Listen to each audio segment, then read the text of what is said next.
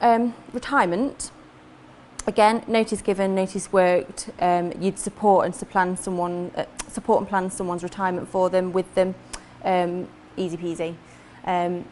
You would hope easy peasy, but what you don't want is that somebody has been forced retirement, or that a manager's repeatedly said to somebody, "About time you went, you know, you can't teach an old dog new tricks," sort of thing. You're a bit kind of dead meat now.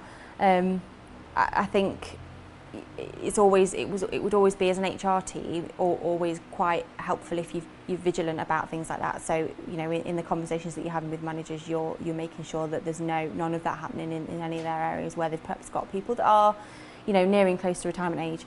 We also have to be mindful of that the compulsory retirement age is gone now. So you will have people within. It's not one at all? No. No.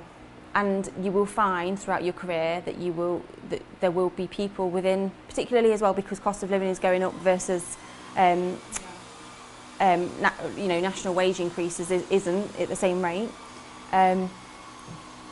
It's worth being vigilant to the fact that you will end up with pockets of staff that potentially you may have to enter into a capability procedure for, if they're still attending work and they're really struggling, they're physically not as able as they were, perhaps they've got eyesight problems, they're struggling to read a computer, they're not able to read, they're not able to navigate themselves around the building, for example. There could be a health and safety risk.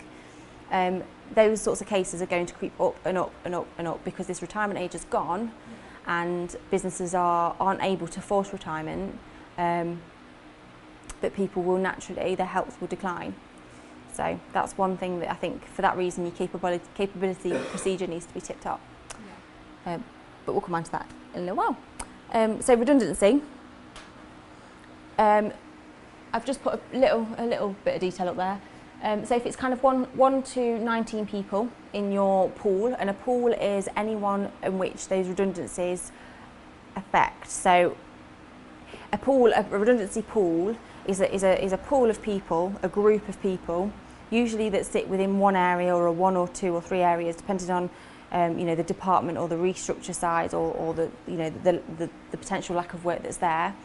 And the idea is that you would, depending on that size of the pool, that decides on how long your consultation lasts.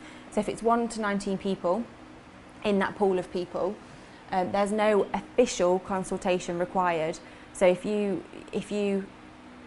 I say required, there's no guidelines on an official consultation for that number of people. However, best practice would be that you would have some sort of consultation. So that you would have, I'd always say probably an initial meeting, and then you'd potentially have individual meetings to discuss any specific concerns, and then you'd probably have your final meeting where you decide the outcome of that redundancy and who will be affected, what jobs might be changed, what outcomes there are from that redundancy process.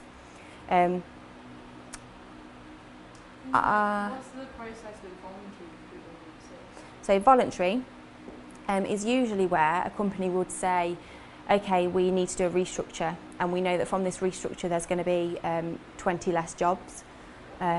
We would like to. Voluntary would usually occur when it's more than 20 people. So in businesses where you sort of know that it's going to be a bit messy, it's a bit more messy, takes a lot more time, and for kind of speed and to save the company having to pinpoint people that need to go, you would just put the message out to the pool that you know is affected.